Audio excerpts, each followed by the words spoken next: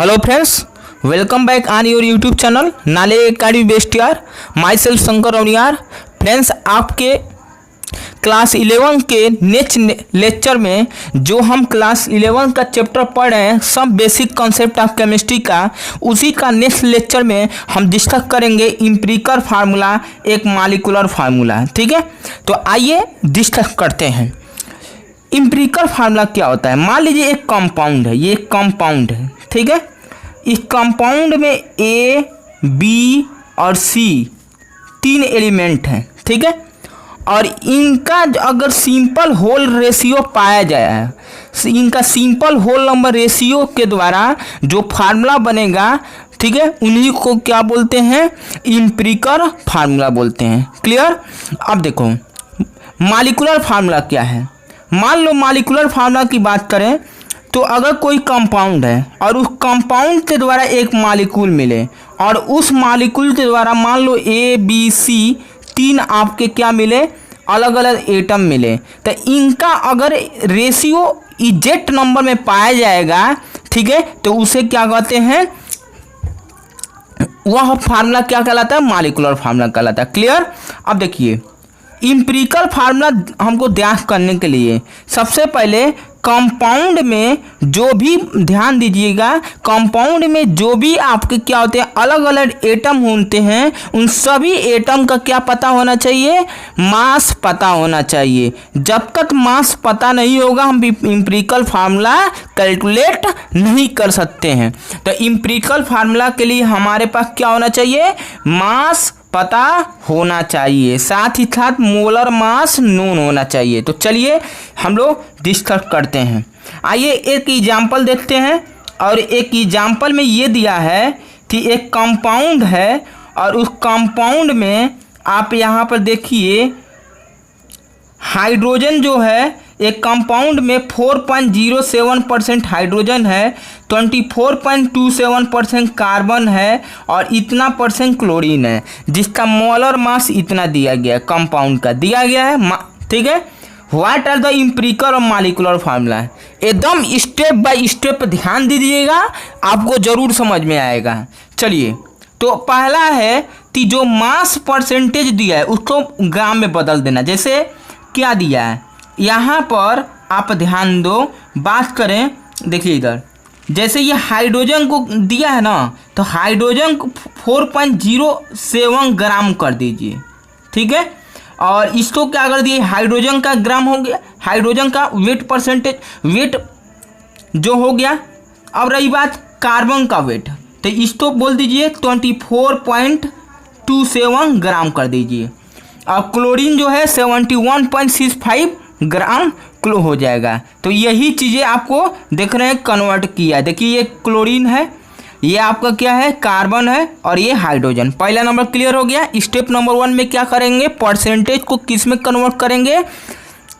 Mass percentage जो दिया रहेगा उसको ग्राम में कन्वर्ट कर देंगे। क्लियर? ध्यान दीजिए। दूसरा स्टेप, उसका मोल निकालेंगे। जितना एलिमेंट दिया है उसका मोल निकालेंगे। बात करें क्या निकालेंगे? मोल निकालेंगे। अब मोल कैसे निकालते हैं? देखिए मोल निकालने के लिए जैसे कि आप जानते हैं मोल निकालना है, लिखा है ना, convert the number moles each element.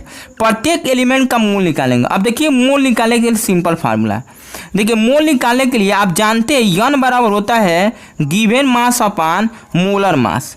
तो हाइड्रोजन का मोलर मास कितना होता है? 1.008, और इसका ग्राम यदि हल करेंगे तो इतना आएगा। कार्बन का 12.01 ग्राम होता है, और इसका वेट दिया ही है, अभी हम बताए हैं, हल करेंगे इतना आएगा। मोल आप क्लोरीन देख लीजिए, क्लोरीन का मोलर मास 35.4553 इतना ग्राम होता है, और इसका गिवन मास दिया ही है, इसको हल करेंगे इतना। क्लियर? तो ये तीनों मोलर मास आ गए। एक हाइड्रोजन का आया है, एक किसका आया है? कार्बन का आया है, और एक कितना आया है? क्लोरीन का आया। अब देखिए थर्ड स्टेप में ध्यान दीजिएगा। थर्ड स्टेप में क्या करते हैं? देखिए यहाँ पर ध्यान दीजिएगा। थर्ड स्टेप में divide the mole value obtain able the smallest number कह रहा है कि देखिए जो मोल वैल्यू ऊपर की तरफ दिया गया है उसमें से स्मॉलेस्ट नंबर के रूप लेकर, ठीक है, सबको डिवाइड करना है। मतलब बात करें, देखिए इधर, मतलब बात करें, देखिए सबसे छोटा कौन है इसमें, सबसे छोटा थर्ड स्टेप में ध्यान दीजिएगा, सबसे छोटा 2.021 है, ठीक है।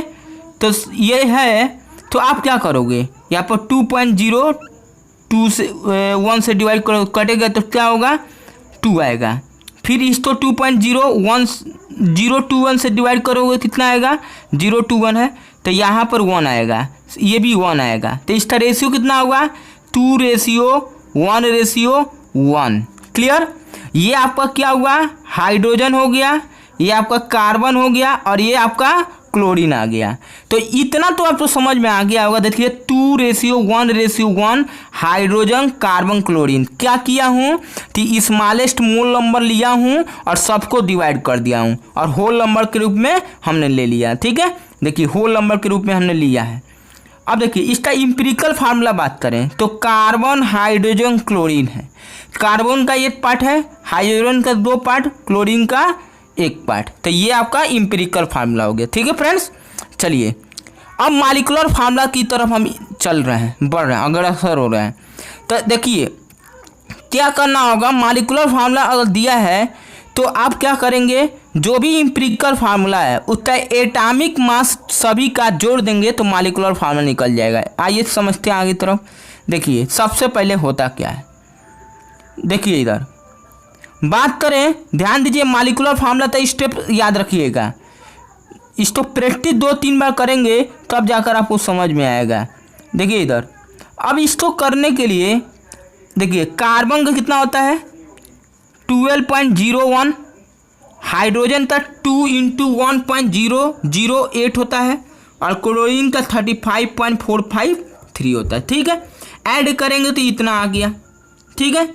अब देखिए, अब यहाँ पर समझ में आ रहा है, देखिए यहाँ पर समझिए एक फार्मूला होता है, मॉलिक्यूलर फार्मूला बराबर, याद रखिएगा बहुत इंपॉर्टेंट है, मॉलिक्यूलर फार्मूला बराबर होता है, ठीक है, इम्पिरिकल फार्मूला अपान यन। याद रखिएगा ये फार्मूला होता है, ठीक है फ्रेंड्स, इम्पिरिकल फार्मूला और होल यन।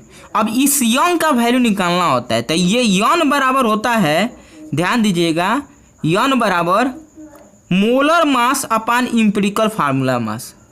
मोलर मास आपका 98.96 दिया है, बुक में दिया है, आप देख लीजिए, यहाँ पर मोलर मास क्वेश्चन में दिया है, देख लीजिए मोलर मास यही दिया है, देख लीजिए कंपाउंड का मोलर मास दिया है। तो ये हमको क्या होगा, नोन रहेगा। अब नोन रहेगा तो यहाँ पर समझिए बात करें, देखिए तो हमने ये बताया कि अगर मॉलिक्यूलर फार्मूला निकालना है तो हमने बताया इम्पिरिकल फार्मूला का होल यन होता है। यन कैसे निकलता है, molar mass upon empirical formula मास। तो ये 98.96 से डिवाइड करेंगे तो यन बराबर 2 आ गया, 2 यहाँ लिख दिए। अब देखो इधर, तो अगर हम मॉलिक्यूलर फार्मूला निकालेंगे तो इम्पिरिकल फार्मूला क्या था, CH2Cl और होल का पावर 2, तो क्या होगा C2H4Cl2, ठीक है। अब चेक करते हैं क्या ये दिया है आंसर, देखिए C2H4Cl2। तो फ्रेंड्स ये ध्यान दीजिए, इम्पिरिकल फार्मूला क्लास 9 में भी पढ़े हैं, लेकिन यहाँ पर स्टैंडर्ड रूप में है। तो आई होप कि आपको समझ में आया होगा, ठीक है। आप अधिक से अधिक इस पर बेसिक क्वेश्चन प्रैक्टिस करें, ठीक है। नेक्स्ट लेक्चर में हम इस पर बेसिक क्वेश्चन दे दूंगा। तब तक के लिए थैंक्स।